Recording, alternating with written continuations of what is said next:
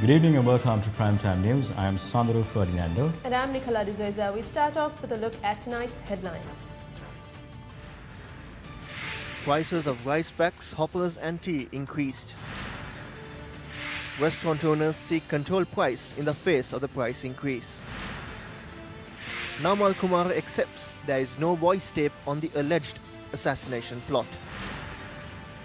Cricket officials hostile towards media criticism on Asia Cup loss.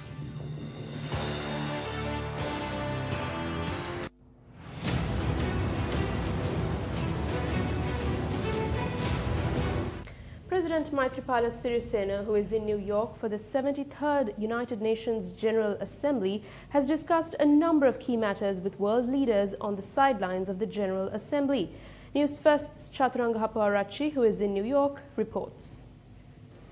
Today is day 4 of President Maithripala Sirisena's UNGA week here in New York. The President held several bilateral discussions today. The President met with the Malaysian Prime Minister Dr. Mahathir Mohamad, where an invitation extended by our President to Dr. Mahathir Mohamad to visit Sri Lanka was also accepted. Malaysian Prime Minister Dr. Mahathir Mohamad had praised Sri Lanka's steady progress and assured continued cooperation. Dr. Mohamad said Malaysia would increase assistance to megapolis programs for construction of high-rise apartments for settling urban swell dwellers. Dr. Mohamad had praised Sri Lanka's friendly affection towards Malaysia under the leader of President Maithripala Sirisena. President Sirisena, at a meeting with the Director General of International Flood Policy Research Institute, Sheng Heng Fan, pointed out the problem of food crop destruction by animals and the need to propagate healthy food habits among the people. The Director General said IFPRI would be happy to suggest programs to solve these issues. It was revealed at a discussion that around 40% of the total fruit and vegetable crops in Sri Lanka are destroyed by wild animals. Sri Lanka signed agreements with the United Nations Development Fund on the sidelines of the ongoing 73rd United Nations General Assembly in New York. The purpose of these agreements is to develop the fields which are directly linked with the social development of the country. Accordingly, agreements were signed to establish a social impact fund and a social enterprise fund. It is expected to get assistance of the private sector for the project implementation by the United Nations Development Fund in Sri Lanka. The Minister of Foreign Affairs Tilak Marapana signed the agreement on behalf of Sri Lanka. The President is due to meet with the Sri Lankan community living in New York today. We will bring you the details of that meeting tomorrow. For the News First team, I am Chaturanga Haparachi reporting from New York. Meanwhile, United National Party MP SM Marika is accompanying President Sirisena in New York. Speaking to News First, the MP said the President's speech to the General Assembly has secured a positive global approach towards Sri Lanka. Addressing the United Nations General Assembly, the President sent an important message to the world. Will the response be a positive one or a negative one? The President stressed on two important matters in his address to the United Nations General Assembly. One is that Sri Lanka recognizes Palestine as a friendly nation. We have deep connections with the state of Palestine. We also need the support of the member state of OPEC. I am well aware of the aid given by OPEC. OPEC agreed to provide $8 billion for the construction of a lower-level road across my electorate. We have been informed that OPEC is prepared to finance more than 400 bridges in the country. Therefore, we need to maintain good relations with the OPEC and also represent that we are a sovereign nation. Yesterday, following the President's speech, he met with the Iranian President. We also saw the response given by Western nations towards the President's speech. It is clear the President did not try to mislead the international community. He did not plead from the international community. We maintain a very firm policy.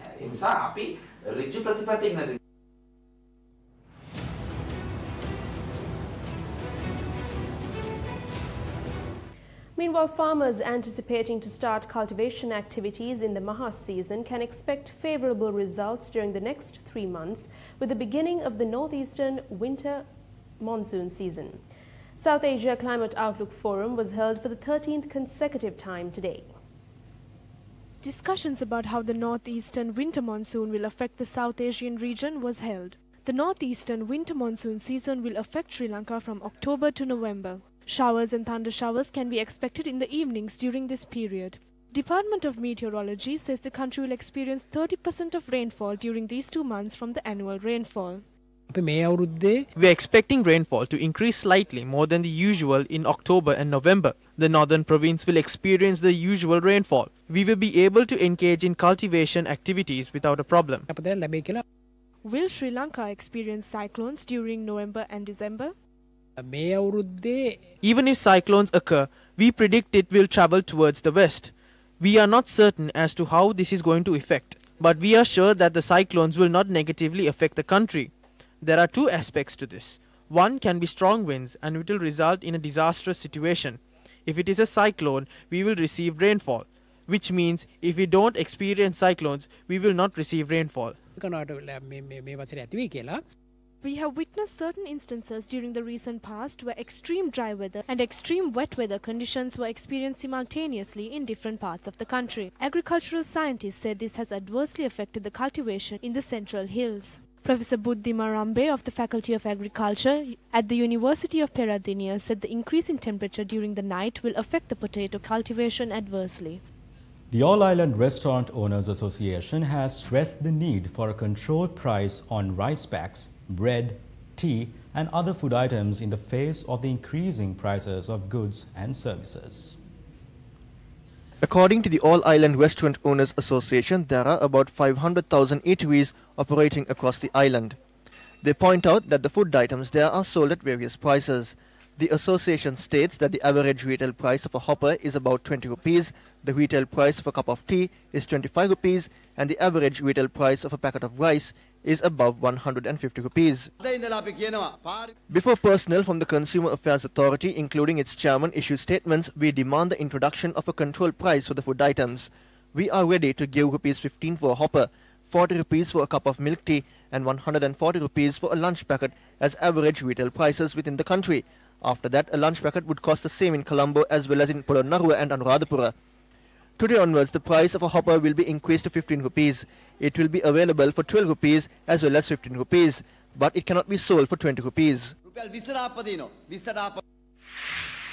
international perspective. As international concerns grow in a number of countries whose currencies are depreciating against the US dollar, President Donald Trump took a patriotic view towards American imports, especially from China.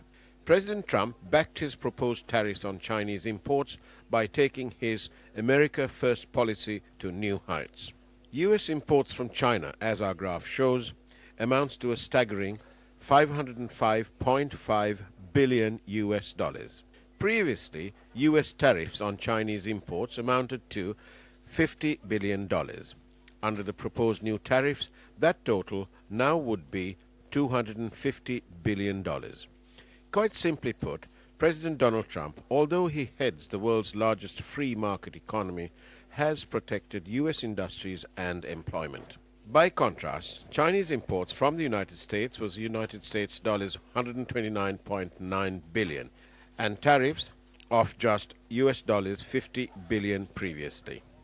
Under the tit-for-tat arrangement, the Chinese proposal has now imposed $110 billion worth of tariffs, making little difference to US exporters. Whilst the world's largest free open economy has taken steps to protect its own backyard, in Sri Lanka we see a remarkable, if not extraordinary, lack of patriotic resolve to protect local industry. In the event this government continues in this quest for an open economy without paying heed to local industries and local employment, Sri Lanka's economic downturn is likely to end up in an abyss of despair. Newsfirst conducted a poll on the views of the people and posed the question if they have confidence in the government to handle the national finances. As of 6 p.m., 79% said no, while 21% have said yes. Over the past few weeks, the prices of a number of goods and services were increased.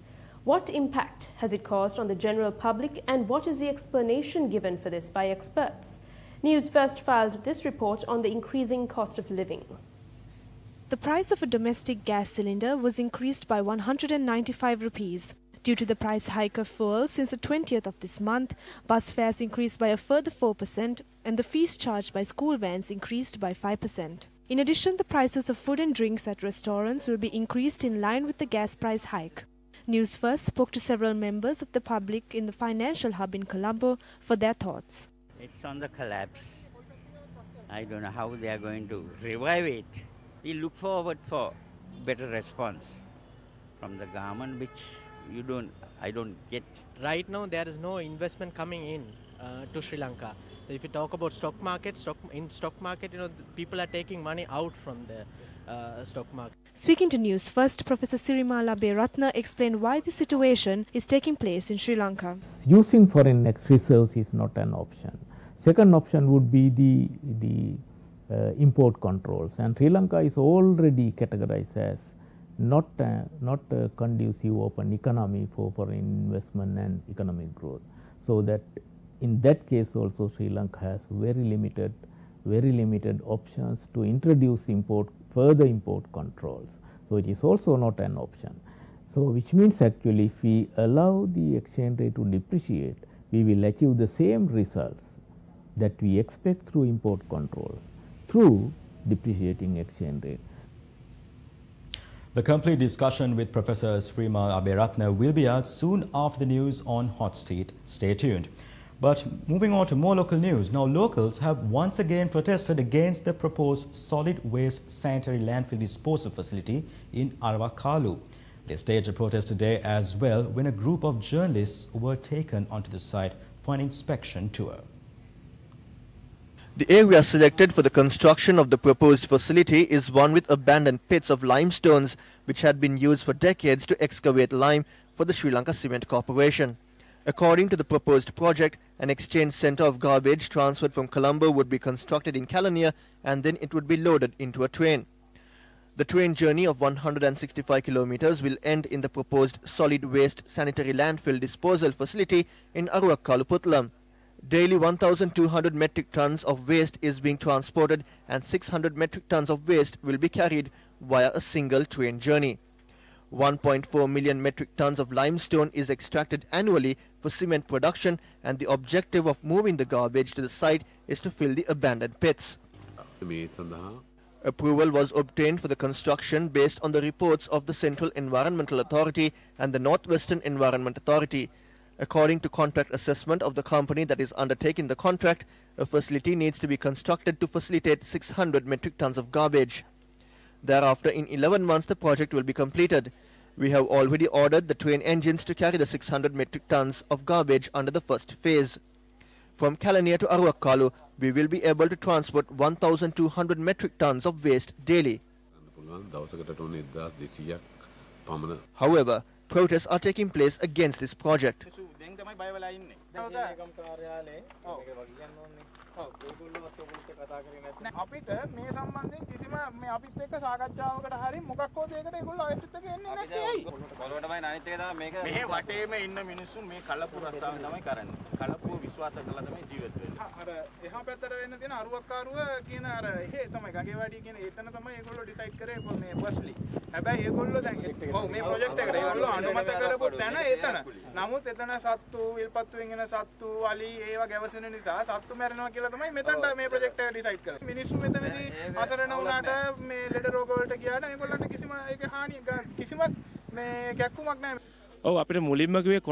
They initially told us that only the garbage from Colombo will be moved here and the pits will be filled. But now we are told that garbage from Singapore will also be moved here for recycling purposes. Do not make Serakulya another Meetaramulla. We need a permanent solution for this issue. Nama Kumara, the operation director of the anti-corruption movement, who revealed an alleged conspiracy to assassinate several leaders, convened a media briefing today. It was revealed that he was not in possession of any telephone conversation over the alleged conspiracy to assassinate people.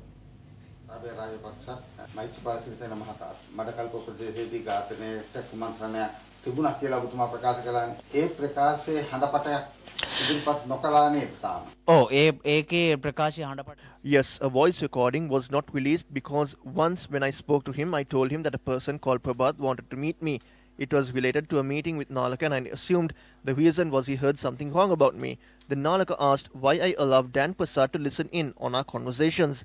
At the time I was in a temple and I removed all evidence. මගෙන් අහනවා. මේකත් එක්ක මම ඉන්නේ මේ වෙලාවේ පන්සලක. මේ වෙලාවේ මම මගේ ළඟ තියෙන සියලු සාක්ෂි මකලා දානවා. තවමත් පොලිසිය පාලනය කරන්නේ. The police is not being controlled by Minister Ranjit Maduma Bandara. It's controlled by Prime Minister Ranil Wickremesinghe through Minister Sagala Ratnayaka. The day following the joint opposition rally in Colombo, the police was entertained with a special dinner and the Prime Minister personally met with the heads of police. If a conspiracy exists to murder a political leader, no doubt there is politics in the background. This politics comes through temple trees. If that's the case, it is very dangerous to keep the police under the Prime Minister and temple trees. තුමා යටතේ අරලියගහ මන්දිරය යටතේ එක්සත් ජාතික පක්ෂය යටතේ තිබීම භයානකයි. ආරක්ෂාව පිළිබඳ මේ මතුවලා තිබෙන Security issues must be addressed through appropriate professional investigations. I believe the intelligence via the Criminal Investigations Department is strong and independent. If there is an issue with regard to the security of a leader, the government and the government institutions are strong to identify those responsible and solve the issue. අපේ රජයට අපේ රජයේ ආයතනවලට ශක්තිය තියෙනවා.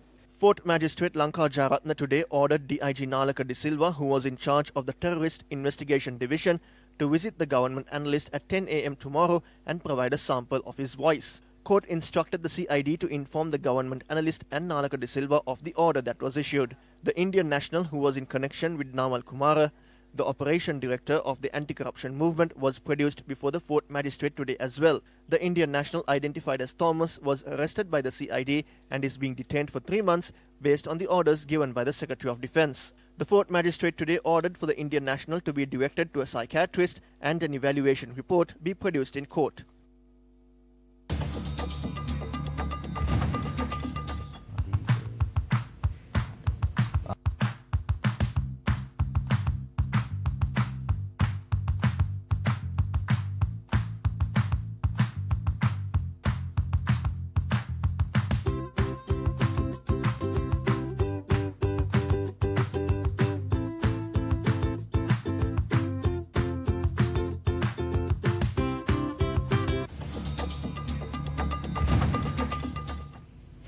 The Criminal Investigation Department produced a progress report on the investigation relating to the assassination of Lasantha Wickrematunge to the Mount Lavinia Magistrates Court today.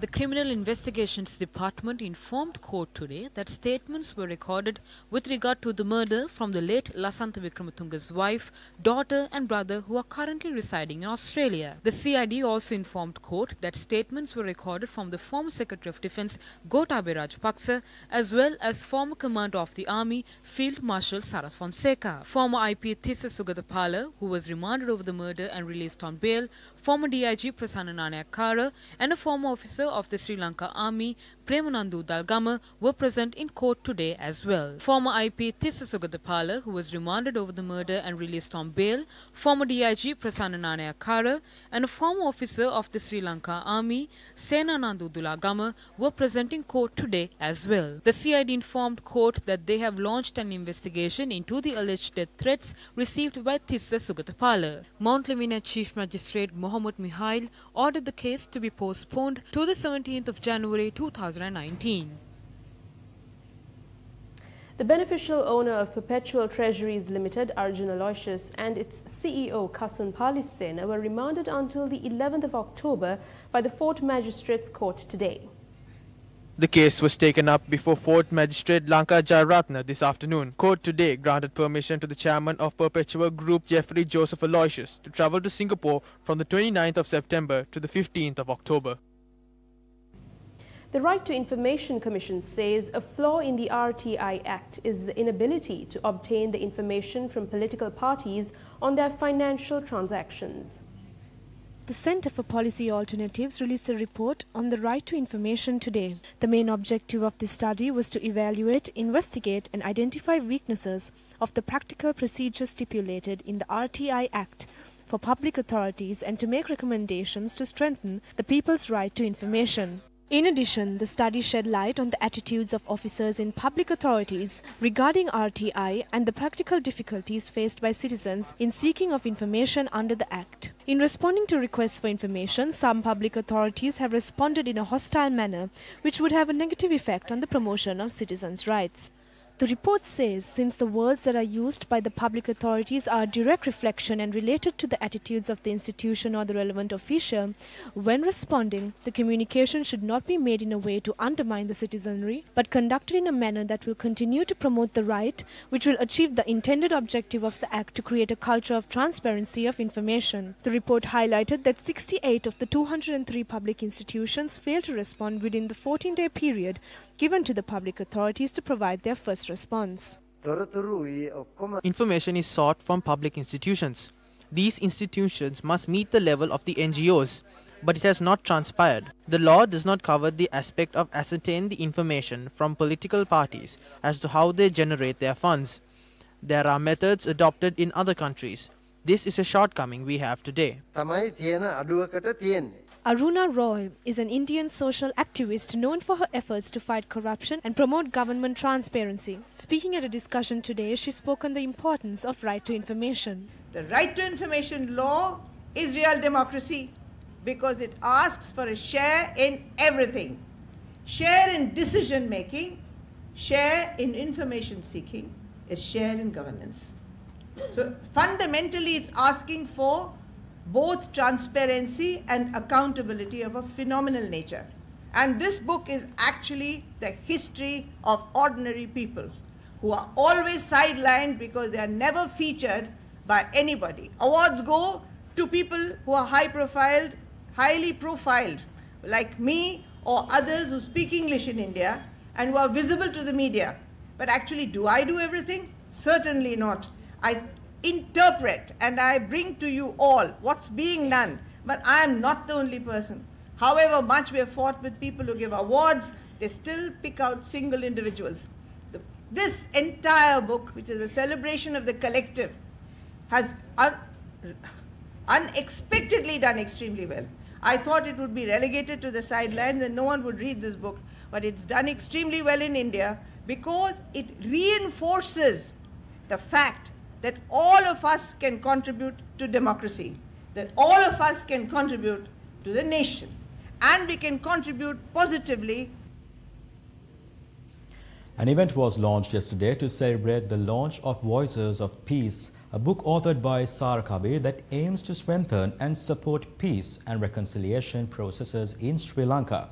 It shares the stories of 10 former LTTE cadres and 10 Sri Lankan military personnel who actively fought on the front lines. The event saw the participation of former Secretary of Defence Gotabaya Rajapaksa, State Minister of National Policies and Economic Affairs Dr. Harsha De Silva, Chairman of the Office on Missing Persons, President's Counsel Salia Piris, and Dr. Pakisoti Sarvanamuthu, the founder and the Executive Director of the Centre for Policy Alternatives. So, in essence, this is what Voices of Peace is. It shares the stories of 10 former LTT cadres and 10 Sri Lankan military.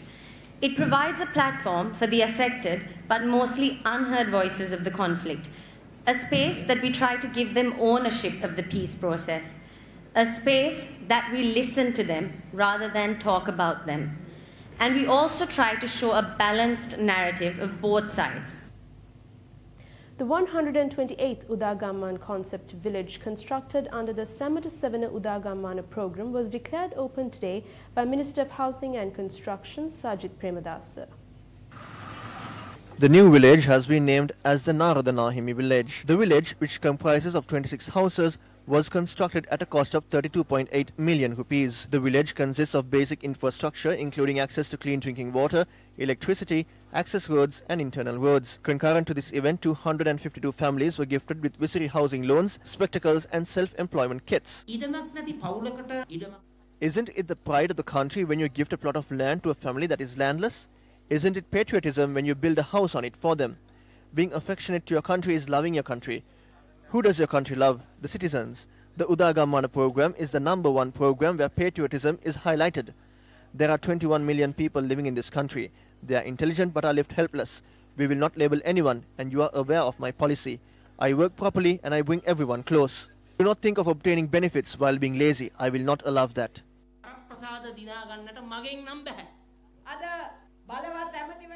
Even though he is a powerful minister, he is not using a single cent from the government. You should be happy that a future leader of this country came here and handed housing loans and spectacles. A new era will dawn where you will be able to live happily, and this leader will take over that responsibility. You can have faith among yourselves. LFP, they cannot take decisions by casting aside the people power of Sajid Premadasa. Today he is winning the hearts of the people just as his father did. The National Movement of Web Journalists allege there is an attempt to issue licenses to illegal cable TV services and provide a legal acceptance for them rather than bringing those accountable before the law. The National Movement of Web Journalists presented their case before the Telecommunications Regulatory Commission of Sri Lanka today. In the recent months, several people died of electrocution as illegal cable TV services had used the electricity poles of the CEB to carry out their operations in the northern province and many other areas. Today, the National Movement of Web Journalists made several complaints with the Telecommunications Regulatory Commission of Sri Lanka with evidence over this matter. Though the former secretary to the president and former president of the commission, Austin Fernando, instructed to proceed with complaints, representatives of the movement pointed out today that no action has been taken so far. We raised questions from 5 members of this committee. The Telecommunications Regulatory Commission of Sri Lanka has taken direct decisions regarding this matter. They have been informed of this as well. The police, however, is not taking action regarding this. The responsibility lies with the police. The Telecommunications Regulatory Commission does not have police powers. There is extortion taking place behind these illegal cable TV operations in the country. There is a mafia surrounding this. The law is not being enforced because of this extortion scheme. The police appears to have some deal with these people. They are trying to issue a license to this company called Trimass Media Network Private Limited. Politics in the north backs them. We have been informed that issuing a license to this cable TV channel will bring all of them under one license. Then their illegal activity will be legalized. An uncle of a politician known as Angajan Ramanathan is the owner of the Trimass Media Network. He is the one seeking new licenses. They have a radio license as well. They have television license for the north only. Because there is no proper regulation imposed by the TRC, it is clear there is harm caused to national security. Therefore, immediate action needs to be taken on this matter. Though complaints have been made with evidence against illegal cable TV operators, the Telecommunications Regulatory Commission of Sri Lanka had failed to take action. In addition, the objective of the Ministry of Power and Energy appears to be to lease out the electricity poles for illegal cable TV operators that would bring deadly results. This is clearly evident from the statement made by the respective minister. Does this mean the Telecommunications Regulatory Commission of Sri Lanka and the Ministry of Power and Energy have formed an alliance with the illegal cable TV operators? On to some sports news. Sri Lanka Cricket convened a media briefing today to comment on Sri Lanka's early exit from the Asia Cup and on the squad named for the series against England. When journalists raised questions during the briefing, the following responses were given by the head coach and the chairman of selectors. I am not prepared to comment on the opinion given by another person. We cannot put the entire blame on one person as well. The entire team, including myself, will have to take responsibility of the loss. If I can go back in time and do the training, I will not make any changes. The reason is because Bangladesh is 20 points ahead of us in the ODI ranking. It was not because we lost this one match. Bangladesh is a team that was performing quite well for quite some time. We did not perform well for some time. I am not satisfied with the level of talent that was displaced. There are reasons for that. It was not a reason to drop Angelo Matthews. That appears to be the statement made by you. It is not phrased as a question. Please ask a question. Even if the time is not right, a player can perform and show us his talent. A player can develop. He can also fail. The selection committee will have to make decisions at those times. We cannot select everyone. We have a job to do, and that is because we are talented. You can question what is done. If a statement is made, I do not need to respond to that. Now you can catch this full story on our official website, which is www.newsfirst.lk. And with that, we wrap up tonight's primetime news. Thank you for joining us. For the Newsfirst team, I'm Nicola De Zoiza. And I'm Sandro Ferdinando. Take care and good night.